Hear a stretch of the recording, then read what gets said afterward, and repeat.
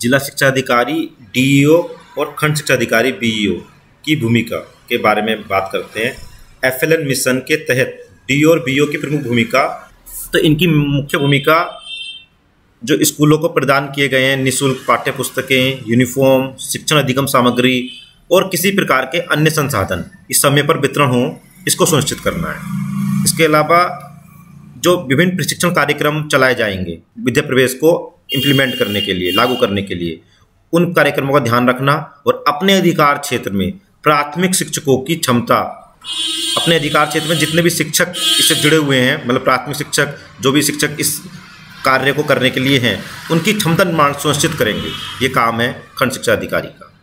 अगर हम cluster level पर बीआरसी और सीआरसी को देखें, यानी एआरपी भी यहीं से आते हैं, तो उनकी भूमिका रहने वाली है कि जो इस मिशन के लक्ष्य हैं उस लक्ष्य को वो जानें, समझें और लक्ष्यों की तुलना में क्रियाकलापों की प्रगति की निगरानी, यानी क्या डॉक्यूमेंट हमारे कह रहे हैं, किस तरह की पेडागोजी, किस तरह के चेकलिस्ट, किस तरह के इंडिकेटर सजेस्ट किए हैं, उनकी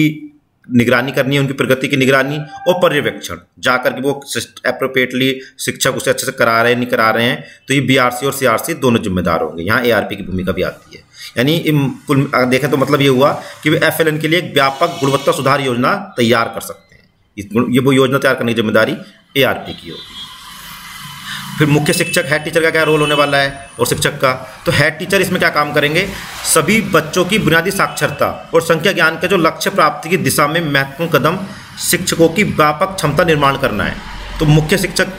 सबसे ज़्यादा क्लोज होता है शिक्षक के, तो उसकी चिंता मेन ये रहना पड़ेगी, उसके जो टीचर हैं जो इस काम को रियल में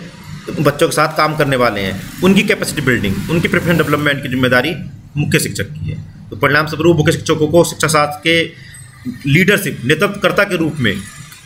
रोल में देखा जा रहा है। वो शिक्षकों को अपने प्रत्येक विषय में कक्षा कक्ष शिक्षण के माध्यम से प्राप्त किए जाने वाले अधिगम परिणामों के बारे में स्पष्ट हों, ये सुनिश्चित करें। यानी क्या उनसे अधिगम खेल के द्वारा, कौन सा अधिगम जो गतिविधियां हम कराते हैं, तो क्या उनका अधिगम स्तर है, कौन सी लर्निंग आउटकम है, वो अधिगम प्रतिफल चीज़ों को बिल्कुल क्लियर है और कैसे वो प्राप्त किया जा सकता है। इसमें मुख्य शिक्षक को गाइड करेगा, जरूरत पड़ने पे इनपुट देगा और शिक्षक की भूमिका यह है कि उनको वो एज पर गाइडलाइन इम्प्लीमेंट करेंगे। समुदाय और अभिभावक की भूमिका अगर हम देखें, क्योंकि आइसोलेशन अकेले में एक इतना बड़ा लक्ष्य प्राप्त नहीं कर सकते विद्या प्रवेश, हम स्कूल रेडीनेस की बात कर रहे हैं तो इसमें एसएमसी, समुदाय, माता पिता की सक्रिय भागीदारी से ही स्कूल की शिक्षा प्रणाली में जवाबदेही और सस्टेनेबिलिटी, स्थायित्व के जो हम डिजायर्ड बहुवांछित घटक हैं उनको बढ़ावा मिलने वाला है। तो माता पिता और समुदाय की भूमिका ये सुनिश्चित करने की होगी कि बच्चे नियमित रूप से स्कूल आएँ और उनके घर का वातावरण बच्चों के कार्यकलापों के माध्यम से उनके जो अधिगम में प्रगति के लिए अवसर प्रदान करने वाला हो। यानी केवल क्लासरूम में अधिगम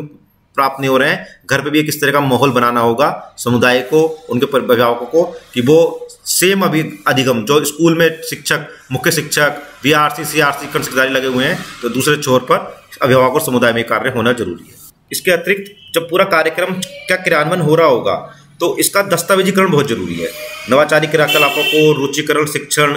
या प्रशिक्षण कार्य व्यवहारों, शिक्षकों और शैक्षणिक संसाधन, व्यक्तियों की क्षमता निर्माण, माता पिता और सामुदायिक सदस्यों की भूमिका, छात्र अधिगम का आकलन, जागरूकता अभियानों को शामिल करना, तो ये सब जितने भी प्रोग्राम चलाए जाएंगे वो सब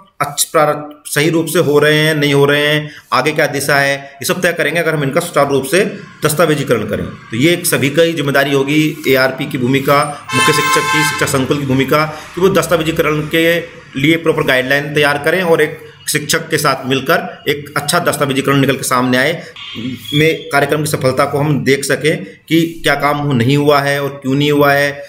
अपने इन अनुभवों से हम इस सीख को संग्रहित करेंगे, वो निश्चित रूप से आगे हमारे इस काम को बढ़ाने में, सही करने में मदद करेगी। तो एक बड़ा काम जो अभी मैंने पहले बताया, और डॉक्यूमेंट को दस्तावेज करना प्रॉपर ढंग से लक्ष्य प्राप्त करने के लिए, जो बच्चे अधिगम स्तर प्राप्त करें, इस दिशा में होगा।